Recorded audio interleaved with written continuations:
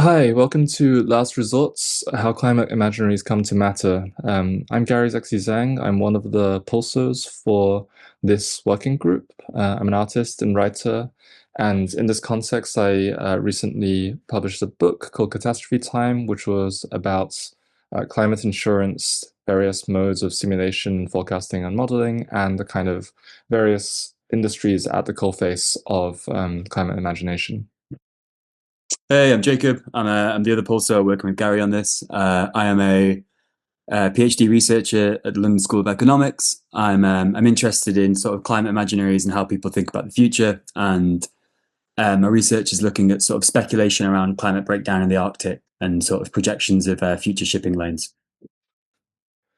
As the planet burns and a sense of stable futurity crumbles away, climate imaginaries rush in to fill the gaps.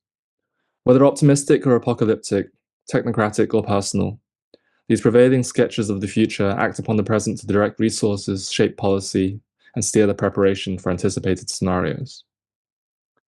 So not everyone is a climate scientist, but everyone is a climate subject. Everyone has a stake in the survival of the planet.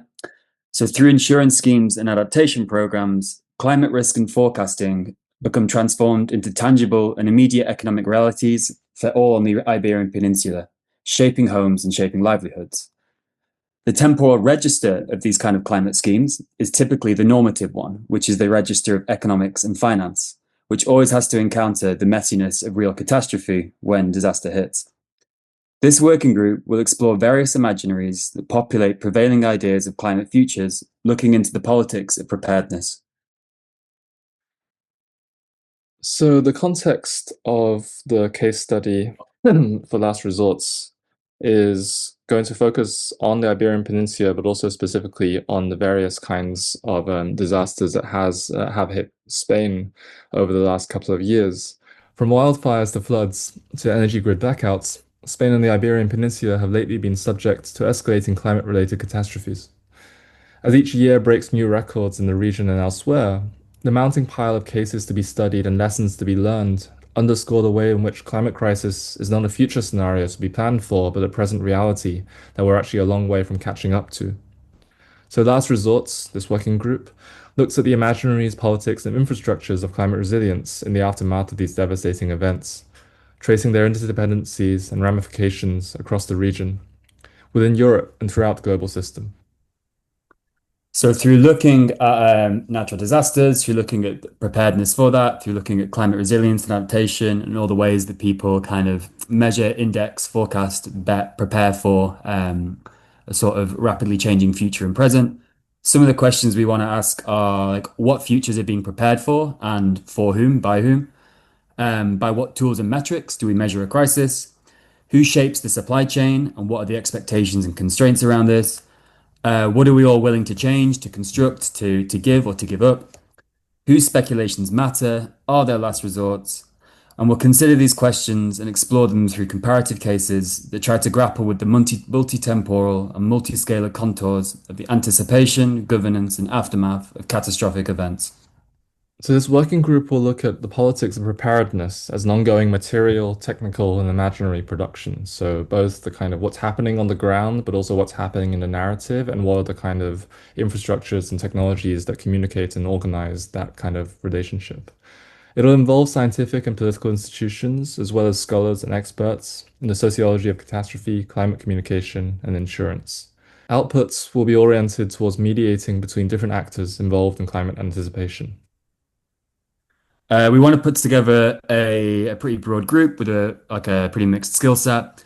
So we'd be looking for people versed in like social science methods, in data viz, and particularly mapping techniques. People interested in simulation, people involved in like interdisciplinary research, and also people with kind of like writing and design backgrounds. So together, we're going to try and bring together these various like wide-ranging forms of research to explore heterogeneous temporalities of climate mitigation and catastrophe anticipation, and all the ways in which these things do and do not cohere. So some of the thematics and approaches we're looking at, one is the insurer of last resort. So Spain's Consorcio de Compensación de Seguros, CCS, is a private public insurance scheme that acts as a backstop for natural disaster, which was formed after the Civil War in 1941 to cover widespread losses. And it collects levies on private insurance products and puts them into a pool that can be tapped in the case of extraordinary events, an arrangement that's often lauded as world-leading. CCS, however, is an instrument primarily for homeowners, and while private renters can take out their own insurance policies, few do, and they're not covered by the landlord's building insurance. So how does this scheme distribute risk? Who's left behind? And what kind of disaster-adjacent economies does this arrangement allow for? We're also interested in the kind of limits of insurance or when conversations around like uninsurability start to emerge. So recent years have, of course, seen events that were deemed extraordinary start to seem a lot more ordinary. And there's an argument that the normalization of these events starts to test the limits of how the CCS scheme is set up and kind of what kinds of events it was designed to accommodate. So the Dana floods of 2024, they led to the biggest payout in the scheme's history. The payout for this was more than the 10 costliest events up to that point combined. This single event reduced the total financial reserves of the CCS by about a third. So in the wake of more extreme weather, the contributions, which are currently set relatively low, they may need to change to make the scheme more resilient. And if this were to happen, could raise questions and resentments over who is subsidizing who. Will we have a situation where people living inland resent subsidizing a coast that increasingly is becoming a playground for tourists and the wealthy? And more importantly, perhaps, like, can payments keep up with the rate of extreme weather events before the reserves run out? And what happens when things become uninsurable, or if and when the reserves go? Another potential topic of interest is ordinary wildfires. Wildfire property damages are not covered by the scheme unless a fire is caused by an extraordinary event such as a volcanic eruption. So after a summer in which wildfires raged across the peninsula, the scheme is under pressure to also include fire damage, which is currently excluded from coverage. This could see the CCS become a key point of mobilization around climate preparedness, bringing in actors and campaigners who are not usually engaged in climate politics. How might this change the landscape of climate preparedness and contestation? One thing we say in kind of human geography and environmental geography is that there's no such thing as a natural disaster, and we can think about this in relation to the recent wildfires and to the floods. So after a disaster, towns and cities are rarely built back the same, and Hurricane Katrina is like really a case in point here.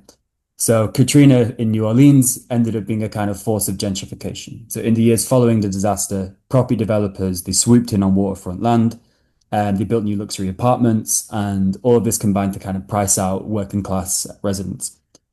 In other disasters, sometimes the question is raised as to like whether to build back at all. And for example, in certain parts of California after the fires at the beginning of this year. So after the Dana floods of 24 and the fires of summer 25, there's every risk that we might see the emergence of similar questions and similar kind of patterns and tensions. So we want to ask, how can post-disaster economies avoid the traps of just exacerbating inequalities?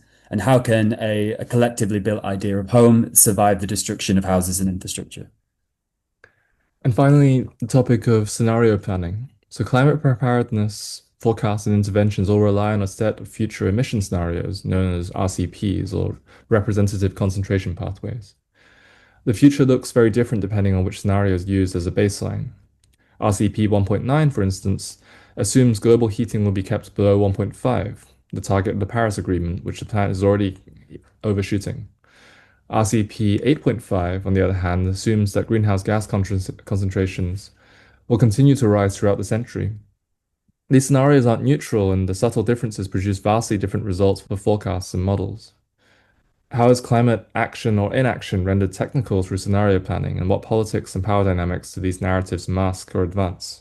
So over the course of the 6 months or beyond of the program, we want to invite people to think about how climate futures are produced and circulated, which versions of the future are kind of being prepared for within like popular narratives, who is included in these narratives and who isn't, and what temporal registers, if any, are suited to the task of anticipating and also equitably preparing for turbulent climate futures.